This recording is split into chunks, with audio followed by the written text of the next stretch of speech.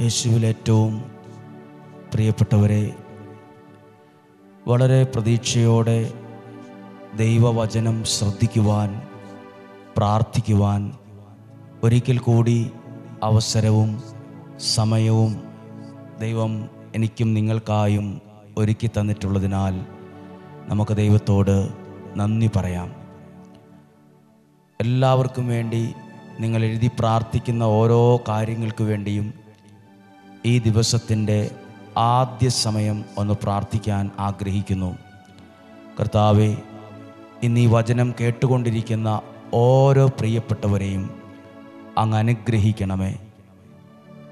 അങ്ങ് അവരുടെ പ്രാർത്ഥനയ്ക്ക് ഉത്തരം നൽകണമേ.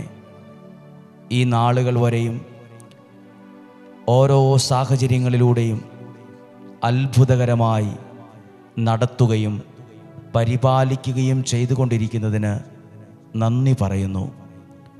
അങ്ങയുടെ കാരുണ്യത്തെ ഞങ്ങൾ ഓർക്കുന്നു. ഞങ്ങളുടെ വ്യക്തി ജീവിതങ്ങളെ സമർപ്പിക്കുന്നു.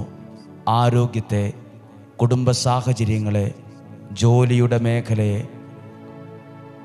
മക്കളുടെ കാര്യങ്ങളെ, ഭാവിയെക്കുറിച്ചുള്ള ഓരോ പ്രാർത്ഥന ആവശ്യങ്ങളെ നിൻ്റെ കരങ്ങളിൽ പൂർണ്ണമായും സമർപ്പിച്ചുകൊണ്ട് പ്രാർത്ഥിക്കുന്നു. ഈ സമയം നന്ദി പറഞ്ഞ് പ്രാർത്ഥിക്കുന്നു. ദൈവം നമ്മുടെ കുടുംബത്തിൽ വലിയ കാര്യങ്ങൾ ചെയ്യുന്ന അനുഭവങ്ങൾ ഇന്നുണ്ടാകട്ടെ എന്ന് പ്രാർത്ഥിക്കുന്നു. എല്ലാ പ്രിയപ്പെട്ടവരെയും നിങ്ങളുടെ ഭവനത്തിൻ്റെ സാഹചര്യങ്ങളെയും ദൈവകരങ്ങളിൽ സമർപ്പിച്ച് പ്രാർത്ഥിച്ചുകൊണ്ട് പ്രതീക്ഷയോടെ നമുക്ക് ഇന്നത്തെ വചനം ശ്രദ്ധയോടെ കേൾക്കാം. ഹെബ്രായ ലേഖനം 4-ാം അധ്യായം 16-ാമത്തെ തിരുവചനമാണ് നാം ശ്രദ്ധിക്കുന്നത്. വേണ്ട സമയത്ത് കരുണയും കൃപയും ലഭിക്കുന്നതിനായി നമുക്ക് പ്രത്യാശയോടെ കൃപാവരത്തിൻ്റെ സിംഹാസനത്തെ സമീപിക്കാം. അവിടെ ഒന്ന് രണ്ട് കാര്യങ്ങൾ, വാക്കുകൾ ഒന്ന് ചിന്തിക്കുക. ഈ പ്രഭാതത്തിൽ പ്രാർത്ഥിക്കുമ്പോൾ വേണ്ട സമയത്ത് എന്നൊരു വാക്കുണ്ട്. വേണ്ട സമയത്ത്. എപ്പോഴെങ്കിലും എന്തെങ്കിലുമൊക്കെ ശരിയായിട്ട് കാര്യമില്ല.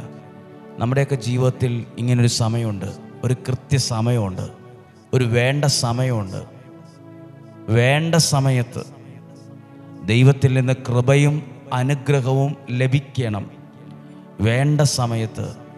ഇപ്പോൾ വചനം കേട്ട് പ്രാർത്ഥിക്കുന്ന, ഓരോ വിഷയങ്ങളെ സമർപ്പിച്ച് പ്രാർത്ഥിക്കുന്ന നിങ്ങളുടെ ജീവിതത്തിലെ ഏറ്റവും അനുഗ്രഹം ആവശ്യമുള്ളൊരു സമയമാണിത്.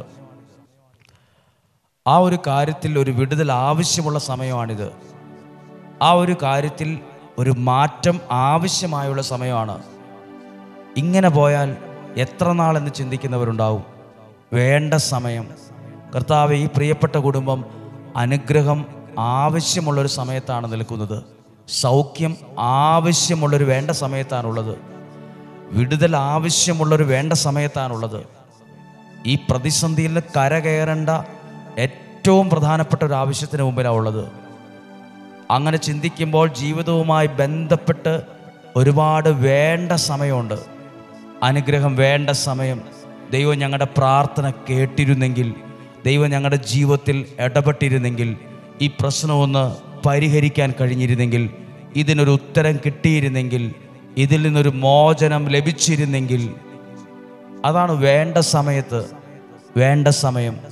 വേണ്ട സമയത്ത് ദൈവത്തിൽ നിന്ന് കൃപയും അനുഗ്രഹവും ലഭിക്കുന്നതിനായി നമുക്ക് എന്നാണ് എഴുതിയിരിക്കുന്നത്. ഒരു മനസ്സോടെ നമുക്ക്.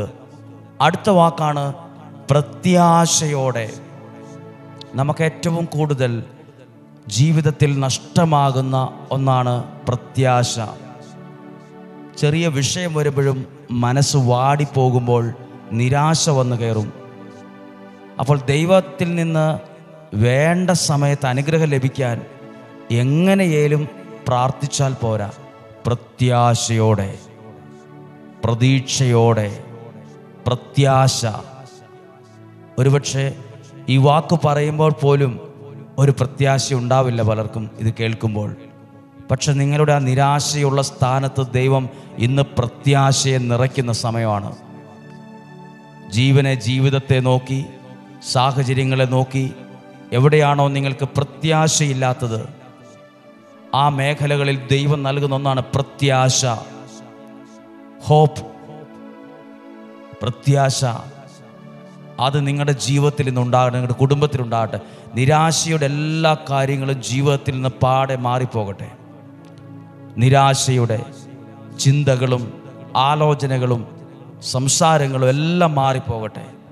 എന്നിട്ട് ഇന്ന് ഈ വചനത്തിലൂടെ പ്രാർത്ഥിക്കുമ്പോൾ ഒരു നല്ല പ്രതീക്ഷയോടെ ഒന്നിരിക്കാം, പ്രതീക്ഷയോടെ ഒന്നായിരിക്കാം. നിങ്ങളൊന്ന് പ്രാർത്ഥിച്ച്, കർത്താവേ ഞങ്ങൾക്കൊത്തിരി പ്രതീക്ഷ നൽകണമേ. ദൈവത്തിൽ പ്രത്യാശ അർപ്പിക്കുവിൻ, ദുർബലരാകാതെ ധൈര്യം അവലംബിക്കുവിൻ. വേണ്ട സമയത്ത് കരുണയോ അനുഗ്രഹവും ലഭിക്കും. ഇന്ന് നിങ്ങൾക്ക് വേണ്ടി പ്രാർത്ഥിക്കാൻ പോവുകയാണ്.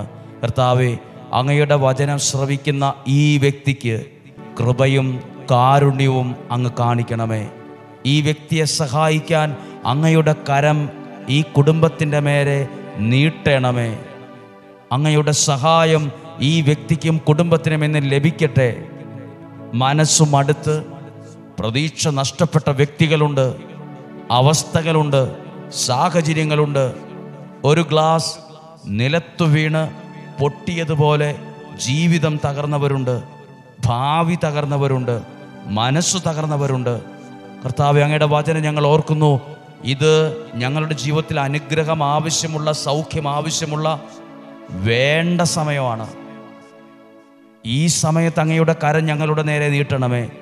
വചനത്തിൽ അങ്ങ് പറഞ്ഞിട്ടുണ്ടല്ലോ, വേണ്ട സമയത്ത് ദൈവത്തിൽ നിന്ന് കൃപയും കാരുണ്യവും ലഭിക്കുന്നതിനായി പ്രത്യാശയോടെ, പ്രതീക്ഷയോടെ കൃപാവരത്തിൻ്റെ സിംഹാസനത്തെ സമീപിക്കണമെന്ന് ഞങ്ങളിതാ ആയിരക്കണക്കിന് ആളുകൾ ഈ വചനം കേട്ടുകൊണ്ടിരിക്കുന്ന ഓരോരുത്തരും പ്രതീക്ഷയോടെ നിന്റെ സന്നിധിയിലിരിക്കുന്നു.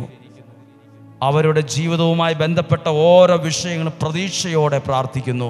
നിങ്ങൾ നിങ്ങളുടെ പ്രാർത്ഥനാ വിഷയങ്ങളെ നോക്കി നിങ്ങൾ തന്നെ പറയുക, പ്രതീക്ഷയോടെ ഈ വിഷയത്തിന് വേണ്ടി ഞാൻ പ്രാർത്ഥിക്കുന്നു, വിശ്വാസത്തോടെ ഞാൻ പ്രാർത്ഥിക്കുന്നു, പ്രതീക്ഷയോടെ പ്രതീക്ഷയോടെ പ്രതീക്ഷയോടെ.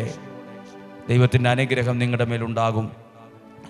ഈ വചനവുമായി ബന്ധപ്പെട്ട് ഈ മാസം 22-ാം തീയതിയാണ് നമ്മൾ ഉപവാസത്തോടെയുള്ള നിയോഗ പ്രാർത്ഥന ആരംഭിക്കുന്നത്. 22 മുതൽ രാവിലെ 5:30 മണിക്ക് തന്നെയാണ്. 10 ദിവസത്തേക്ക് നിങ്ങളുടെ കുട്ടികളുടെ സ്കൂളൊക്കെ തുറക്കുന്നതിന് മുമ്പുള്ള 10 ദിവസം ഉപവാസമെടുത്ത് ഒരു തലമുറയെ പ്രാർത്ഥനയിൽ, അനുഗ്രഹത്തിൽ ഉയർത്തിക്കൊണ്ടുവരാനുള്ള എല്ലാ അനുഗ്രഹവും ലഭിക്കാൻ, നിങ്ങൾ പ്രാർത്ഥിച്ചിട്ട് ഉത്തരം കിട്ടാത്ത ആ വിഷയങ്ങളെ ദൈവസന്നിധിയിൽ എഴുതി വച്ച് പ്രാർത്ഥനയെ ഉപവാസത്തോടെ, ദിവസത്തിലെ ഒരു നേരത്തെ ഭക്ഷണം ഒഴിവാക്കിയുള്ള ഉപവാസത്തോടെയുള്ള പ്രാർത്ഥന, എന്നിട്ട് പ്രത്യാശയോടെ കൃപാവരത്തിൻ്റെ സിംഹാസനത്തിൽ വരികയാണ്. ഉറപ്പായും അനുഗ്രഹം ലഭിക്കും. പ്രാർത്ഥിച്ച് ഒരുങ്ങുക. ഈ മാസം 15, 16, 17, 18 തീയതികളിൽ കൺവെൻഷനാണ്. സാധിക്കുന്നവർക്കെല്ലാം വരാം, ഒരുമിച്ച് പ്രാർത്ഥിക്കാൻ, ദൈവാനുഗ്രഹം സ്വീകരിക്കാൻ ലഭിച്ച ആ അവസരത്തെ ഓർക്കാം. നമുക്ക് പ്രാർത്ഥിക്കാം. ധ്യാനം നയിക്കുന്ന സംസനച്ചന് വേണ്ടിയും പ്രത്യേകം പ്രാർത്ഥിക്കാം. പകൽ 9 മണി മുതൽ 3 മണി വരെയാണ് കൺവെൻഷൻ ഉള്ളത്. സാധിക്കുന്ന എല്ലാവർക്കും ഒരുമിച്ച് കൂടി പ്രാർത്ഥിക്കാൻ പരിശുദ്ധാത്മാവ് അവസരം തരട്ടെ എന്ന് പ്രാർത്ഥിക്കുന്നു. ഈ വചനത്തിലൂടെ ഈശോയുടെ ആശീർവാദം സ്വീകരിക്കാം. നമ്മുടെ കർത്താവ് ഈശോ മിശിഹായുടെ കൃപയും പിതാവായ ദൈവത്തിൻ്റെ സ്നേഹവും പരിശുദ്ധാത്മാവിൻ്റെ സഹവാസവും നിങ്ങളോടുകൂടെ, നിങ്ങളുടെ ഭവനത്തിൽ എഴുതി വച്ച് പ്രാർത്ഥിക്കുന്ന ഓരോ കാര്യത്തിൽ ഇന്നൊരനുഗ്രഹം ഈ പ്രിയപ്പെട്ട വ്യക്തിക്ക് ലഭിക്കണം. യേശുവിൻ്റെ നാമത്തിൽ ഇവരെ ഏൽപ്പിക്കുന്നു. ദീർഘായുസ്സും ആരോഗ്യവും തരട്ടെ. രോഗങ്ങളിൽ നിന്നും, അപകടത്തിൽ നിന്നും, ദുർമരണത്തിൽ നിന്നും, മുപ്പത്താത്ത മരണത്തിൽ നിന്നും, പരിക്കുകളിൽ നിന്നും, രോഗങ്ങളിൽ നിന്നും, നഷ്ടങ്ങളിൽ നിന്നും, ചതിയിൽ നിന്നും ദൈവം നമ്മെ, നമ്മുടെ കുടുംബത്തിലുള്ള എല്ലാ പ്രിയപ്പെട്ടവരെയും സൂക്ഷിക്കട്ടെ. സന്തോഷവും സമാധാനവും ഉണ്ടാകട്ടെ. ഇന്ന് ചെയ്യാൻ പോകുന്ന പ്രവൃത്തികളിലെല്ലാം ദൈവത്തിൻ്റെ കരം ഉണ്ടാകട്ടെ. നടത്തുന്ന എക്സാം ആയിരിക്കാം, ഇൻ്റർവ്യൂ ആയിരിക്കാം, ജോലി സാധ്യതയുള്ള സാഹചര്യങ്ങളായിരിക്കാം, എന്തു കാര്യമായാലും, ജീവിതവുമായി ബന്ധപ്പെട്ട ഏത് കാര്യത്തിൻ്റെ മേലും ദൈവത്തിൻ്റെ സഹായം ഉണ്ടാകട്ടെ. ഈശോയുടെ നാമത്തിൽ അനുഗ്രഹിച്ച് പ്രാർത്ഥിക്കുന്നു, ഇപ്പോഴും എപ്പോഴും എന്നേക്കും. ആമേൻ. ദൈവം എല്ലാവരെയും സഹായിക്കട്ടെ.